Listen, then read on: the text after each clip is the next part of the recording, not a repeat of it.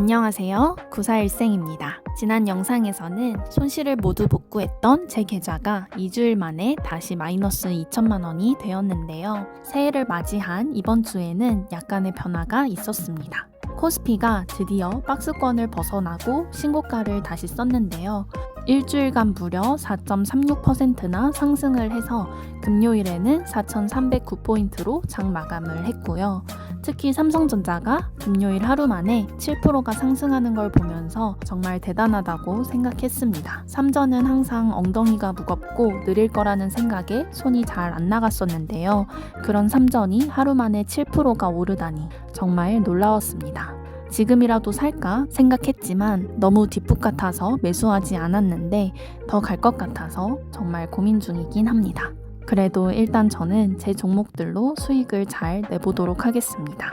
그럼 이번 주 제 보유 종목과 계좌 변화에 대해서 말씀드리면 먼저 이번 주는 단타 수익이 있는데요. 우주항공주를 한 개 갖고 싶었기 때문에 여러 종목들을 지켜보다가 비츠로 넥스텍을 매수했습니다. 12월 29일 월요일에 평단가 15,777원에 약 1,500만 원어치를 매수했는데 그날에 10%가량 상승이 나오는 거예요. 그런데 차트 모양이 다음 날까지도 오를 것 같아서 팔지 않고 기다렸는데 바로 그 다음 날인 화요일에 13%의 슈팅이 나와줘서 전고점 부근에서 전량 매도를 했습니다. 그래서 총 12% 300만원 수익을 얻었네요. 사실 다음 날까지도 더 갈 수 있다는 생각을 했지만 매도한 이유는 에코프로 BM을 손절하기 위해서였습니다. 지난 영상에서 제가 에코프로 BM이 M자 하락 패턴 같아 보인다고 말씀을 드렸는데 아무리 봐도 차트가 똑같이 생긴 거예요. 물론 장기적으로 봤을 때는 더 올라갈 수 있겠지만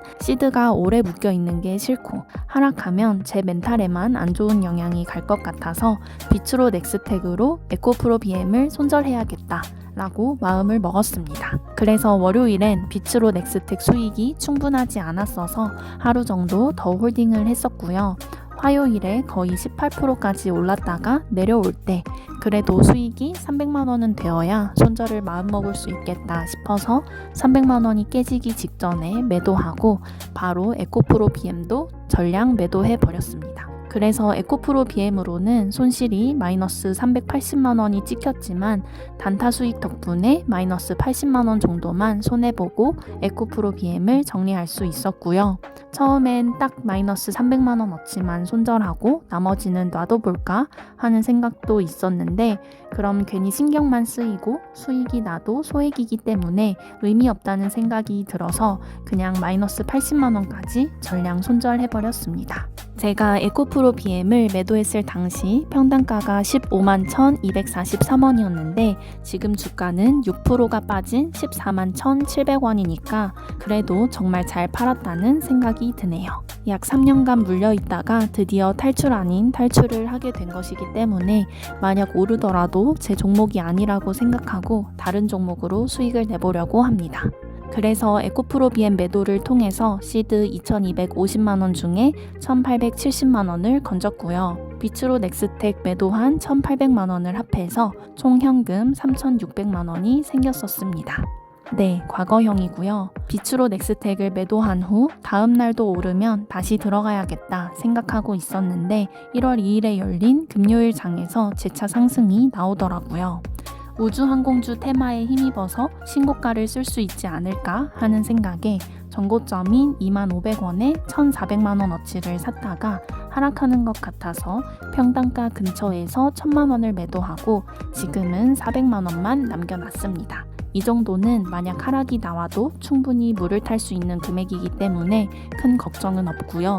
만약 하락한다면 추가 매수로 대응해볼 생각입니다. 그리고 남은 3천만원으로는 현대차를 재매수했습니다. 아니, 저는 현대차가 5일선을 지지하는 듯 하다가 한 번 더 조정을 줄 거라고 생각했거든요. 그런데 또 저만 놔두고 가려는 것 같은 거예요. 그래서 그냥 들어가 버렸습니다. 저는 현대차를 30만원 아래에서는 사고 싶었기 때문에 29만 9,500원에 매수를 해버렸고요. 100주, 총 3천만원 정도 들어갔습니다. 아직 방향이 위로도 아래로도 열려 있다고 생각하는데 놓치고 싶지는 않아서 우선 매수를 했고요. 만약 하락한다면 아래에서 추가 매수할 예정입니다. 그리고 반도체 패키징 소재 기업인 MK전자는 반도체 상승에 힘입어서 약간 상승이 나와줬는데요. 네, 무려 0.95%나 올라줬네요. 삼전이 7% 오를 때 MK는 1% 정도라니 약간 현타가 오려고 하지만 후발주자로라도 곧 오르겠죠? 지금은 선발대가 가는 타이밍이라고 생각하고 좀 더 기다려 보려고 합니다. 그래도 MK전자가 지금 마이너스 440만 원이니까 본전만 와도 지금보다는 400만 원을 더 회복하는 거거든요. 제 평단가가 그렇게 높은 상황은 아니라서 무리하게 손절하고 다른 종목으로 옮겨가는 것보다는 좀 더 기다려볼 예정입니다. 그리고 수소 관련주 두산퓨얼셀에는 여전히 1,600만 원이 들어가 있는 상황인데요. 생각보다 조정이 계속해서 나와주고 있지만 중장기로 시간을 들여서 투자했을 땐 매력이 있는 종목이라고 생각하거든요. 그래서 지금 121선을 지지하는지 지켜봤다가 지지 못하면 201선 부근인 25,000원 정도에서부터 분할로 추가 매수를 해볼 생각입니다. 그리고 비교적 가장 최근에 매수했었던 폴더블폰 관련주 파인엠텍인데요. 삼성전자 트라이폴드폰과 애플 폴더블폰 출시를 바라보고 매수를 했었죠. 평단가 만원 아래에서 세 차례에 걸쳐서 매수를 해서 매수가 9,927원에 4,200만원어치를 들고 있는데요. 드디어 1월 2일 금요일에 9%의 슈팅이 나와주면서 드디어 만원을 넘어서는 주가 상승이 나왔습니다. 그래서 지금은 8.79% 수익 중이에요. 지난 영상에서 뚜렷한 역 헤드앤숄더 패턴이 보인다고 개인적인 의견을 말씀드렸는데 제 평단가가 딱 이 숄더 라인 부분이거든요. 보통은 위로 슈팅이 나온 후 다시 숄더 라인까지 내려왔다가 가는 경우가 있기 때문에 한 12,000원 정도부터 분할 매도를 시작하려고 생각하고 있습니다. 그리고 이번 주 바이오 종목은 흐름이 조금 아쉬웠는데요.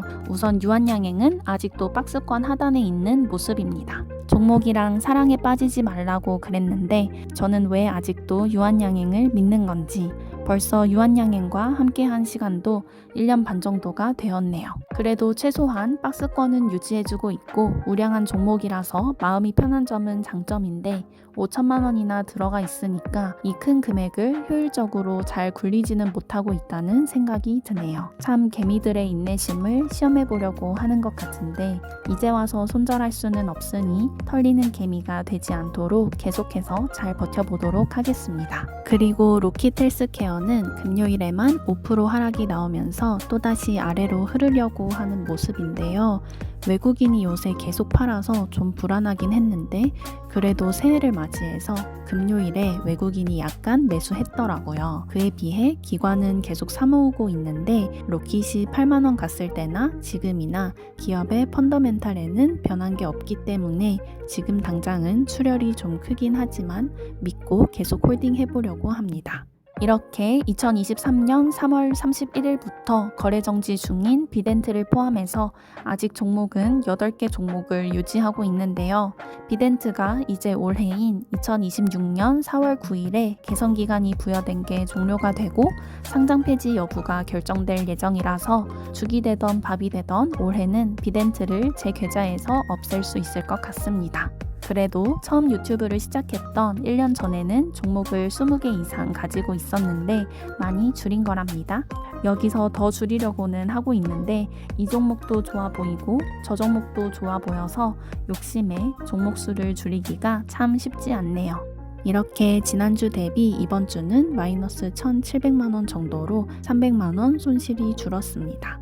파이nem텍과 비츠로 넥스텍 단타 수익 덕분이네요. 현재 가지고 있는 예수금은 240만원 정도고요. 별도로 이번 달에 성과급이 들어와서 현금이 1,100만원이 생겼습니다.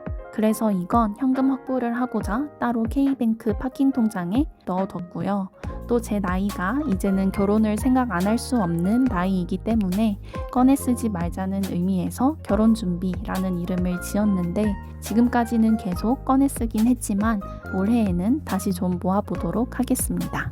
제가 1년 전 2024년 12월 31일 당시 상황이 안 좋았던 제 주식 상황을 유튜브로 공개하고 복구해가는 과정을 보여주자. 슬픔을 개그로 승화시키자 라고 마음 먹고 처음 유튜브를 시작한 지 벌써 딱 1년이 되었네요. 그때는 총 자산 2억 2천만 원에 마이너스 1억 1천만 원이었는데 지금은 총 자산 2억 7천만 원에 마이너스 1,700만 원으로 올 한 해 동안 약 9천만 원 손실을 복구했고 월급으로는 약 5천만 원을 모았습니다. 새해를 맞이해서 올해 자산 목표를 세워봤는데요. 2026년 자산 목표는 4억으로 세웠습니다. 5천만 원은 월급으로 모을 수 있다고 계산했을 때 저는 전 재산 모두 국내 주식만 하고 있기 때문에 국내 주식으로만 2억 7천만 원을 3억 5천까지 만들어야 하고요. 약 30% 수익률을 목표로 달려가 볼 계획입니다. 그리고 제 영상을 시청해주시는 여러분 덕분에 어느덧 구독자도 7,350명이 되었습니다. 매번 시청해주시고 응원과 조언의 댓글 달아주신 덕분에 제가 힘도 얻고 깨달음도 얻으면서 여기까지 올 수 있었던 것 같아서 다시 한번 감사하다는 말씀 드리고 싶습니다. 2025년은 구독자 여러분들 덕분에 주식도 유튜브도 외롭지 않았던 한 해였습니다. 그럼 2026년에도 새해 복 많이 받으시고요. 올해는 원하는 일 모두 이루시고 더욱 행복하시길 바라겠습니다. 감사합니다.